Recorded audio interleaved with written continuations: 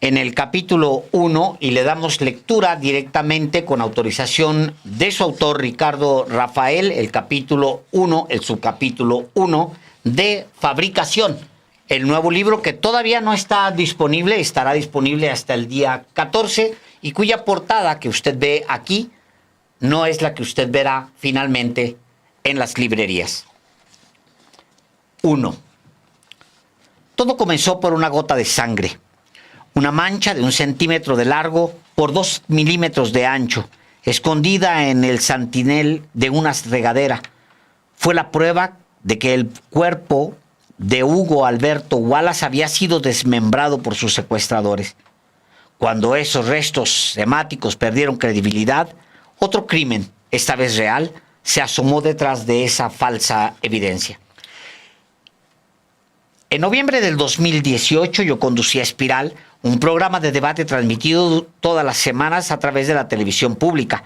Recién se había celebrado en el Senado un foro sobre la fabricación de culpables, por lo que invité a algunos de sus participantes para que compartieran con la audiencia los principales argumentos del evento. Entre los invitados asistió David Bertet, directivo de una organización canadiense dedicada a defender derechos humanos. Faltando pocos minutos para que concluyera aquella misión, él se refirió al secuestro y asesinato de Hugo Alberto Wallace como un caso inventado. Recuerdo que lamenté el momento en que llegó ese comentario. Los 3 minutos que faltaban para despedir a las personas invitadas hacían impensable pedirle que abundara al aire. Ya con las luces y las cámaras apagadas, interrogué a Bertet sobre esa afirmación. Pidió una dirección de correo y más tarde me envió varios documentos y un libro que, semanas atrás, se había publicado en formato digital. Aquella noche dormí poco. Tanto el libro, firmado por una mujer llamada Guadalupe Lizárraga, como el resto de los papeles, hicieron que echaran raíces en mi cabeza las primeras dudas que tuve sobre el caso del hijo de María Isabel Miranda de Wallace, la líder social más importante en México entre las víctimas de secuestro. En 2010, ella había obtenido el Premio Nacional de Derechos Humanos y en 2012 compitió como candidata a la jefatura de gobierno de la Ciudad de México. Lizárraga no fue la primera reportera en denunciar las inconsistencias de este caso, pero hasta ese momento su relato era el más amplio que se había escrito para cuestionarlo. Publiqué en la revista Proceso una columna resumiendo los principales argumentos de su libro y la señora Wallace replicó de inmediato con una carta donde advertía que la autora citada en mi texto era una mentirosa. Entonces propuse a Lizárraga y a Wallace que visitaran el foro para discutir públicamente el asunto frente a la audiencia de la televisora. La periodista no aceptó, ya que, según ella, asistir pondría en peligro su vida. De su lado, la señora Wallace se negó, argumentando que no estaba dispuesta a reunirse con una mujer empeñada en lucrar con su dolor.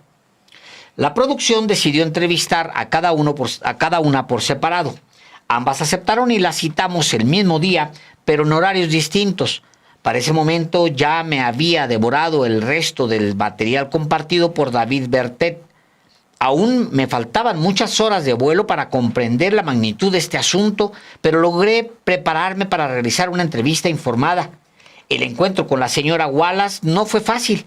Ella tenía muy bien ensayado el papel de la madre víctima, por lo que tuve que insistir para que abriera la puerta al cuestionamiento. Yo estaba consciente de que aún había mucha gente que creía en ella, por lo que debí formular mis preguntas de manera que no me acusara de faltarle al respeto a su sufrimiento. El tema que nos ocupó mayor tiempo fue el del progenitor de Hugo Alberto. Se enojó cuando me atreví a poner en duda la paternidad de José Enrique Wallace. Tuve que explicar al aire la importancia de ese dato, recordándole que la gota de sangre encontrada en el lugar del crimen, al ser analizada por los peritos genetistas, demostró una coincidencia del 99% con el ADN de su esposo. Sin embargo, también me vi obligado a mencionar la evidencia documental que negaba esa paternidad.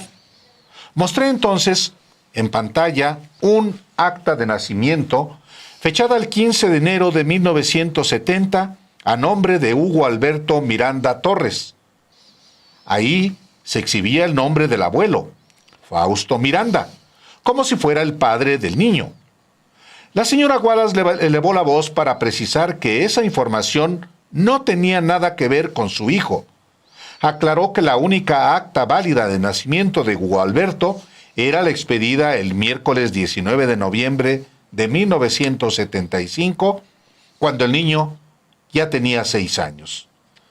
Ahí aparecen José Enrique Wallace e Isabel Miranda como sus padres. ¿Por qué tomaste tanto tiempo en llevar a tu hijo al registro civil?, interrogué. Porque así lo decidimos, cortó ella tajantemente. ¿Quiénes? Mi marido y yo. A los 6 años los niños ingresan a primaria, exploré. Fue por eso mismo, para inscribirlo en la escuela, respondió aliviada, porque sin proponérmelo le había brindado una explicación. Sin embargo, también hice notar que ese otro papel no era un acta de nacimiento. Es un acta de reconocimiento, rematé. Se trata de lo mismo.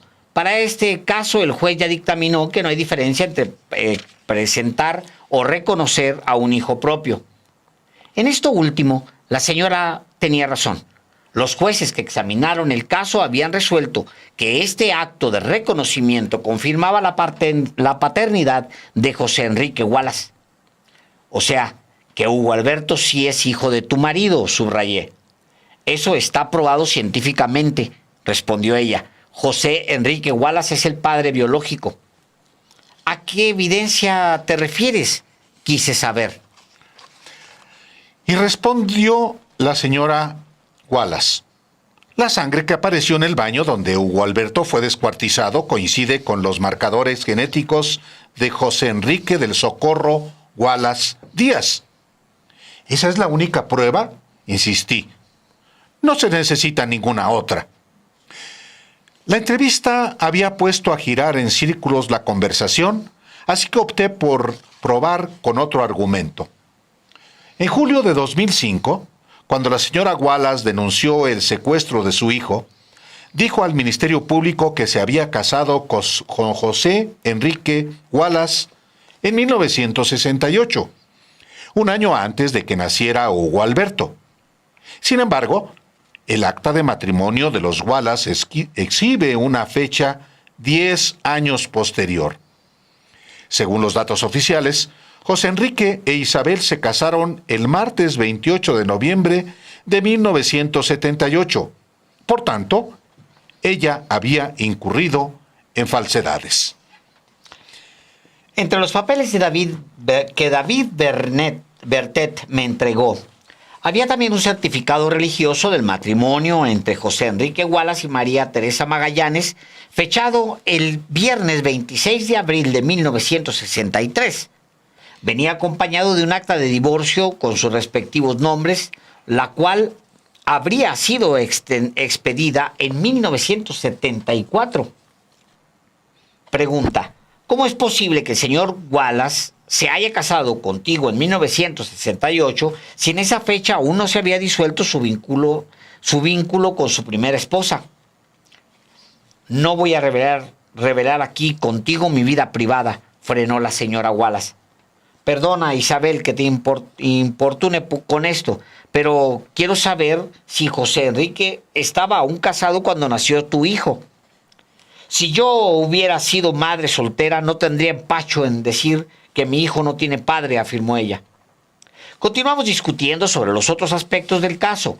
Negó, por ejemplo, que los secuestradores de su hijo hubieran sido torturados y también que las pruebas de vida posteriores a la desaparición fueran genuinas. Aquel intercambio fue áspero y se notó cuando nos despedimos. Con un tono lastimoso, me reclamó que no hubiera sido sensible frente a su dolor. Le ofrecí una disculpa, pero insistí con que, además de víctima, ella era una figura pública obligada a rendir cuentas. No solamente se había presentado como candidata a la jefatura de gobierno de la capital, también se había convertido en la principal asesora para 2 administraciones distintas en temas de secuestro. La entrevista fue transmitida el siguiente miércoles a las 10 de la noche en el horario de mayor audiencia y también fue subida a la plataforma YouTube, donde superó las 700,000 visitas y alcanzó más de 4,700 comentarios. Una semana después sonó el teléfono de mi oficina.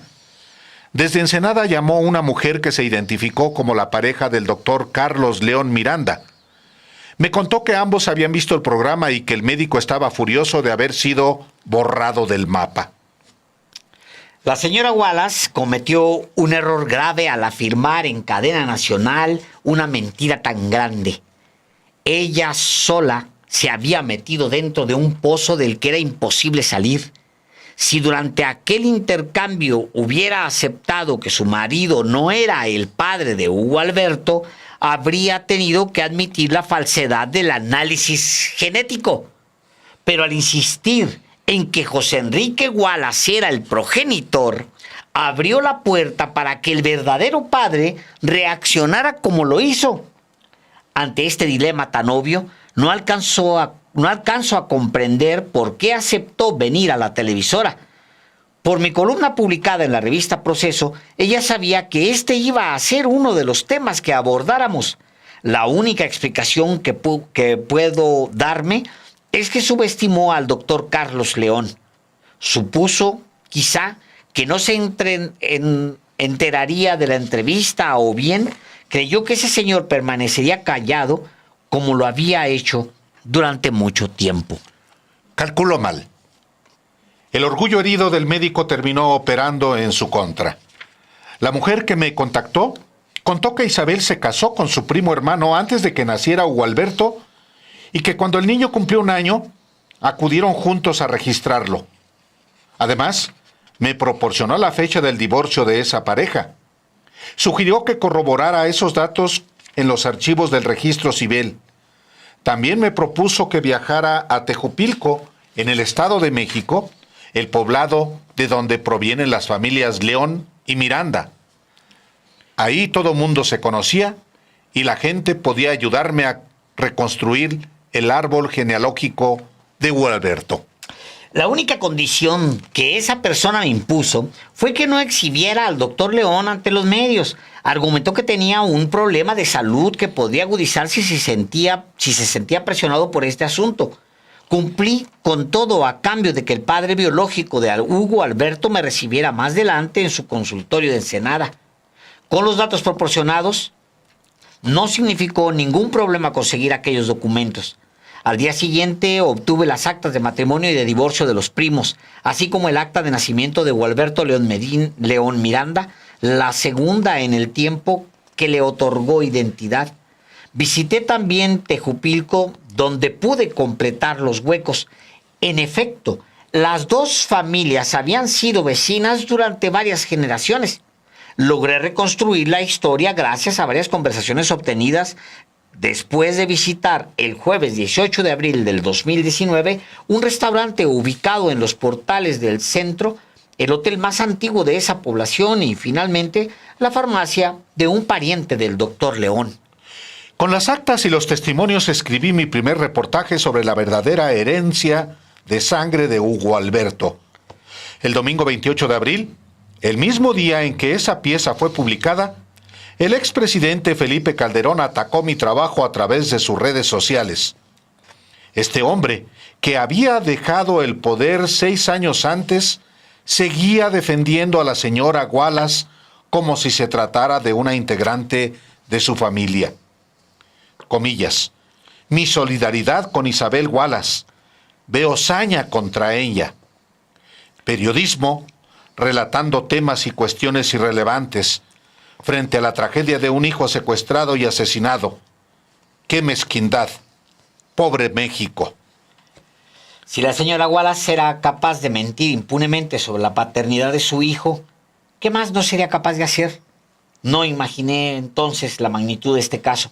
Me tomó más de un lustro concluir una investigación cuyas fuentes son las 130,000 hojas del expediente judicial, una centena de entrevistas y varios miles de artículos y notas periodísticas publicadas a lo largo de casi 20 años. Fabricación es el relato de uno de los casos más sorprendentes de la historia judicial mexicana.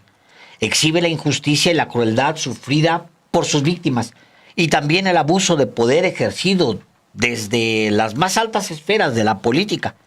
Se trata de una narración cruda sobre la demagogia penal que domina estos días en México y en el mundo. Ricardo Rafael, subcapítulo 1.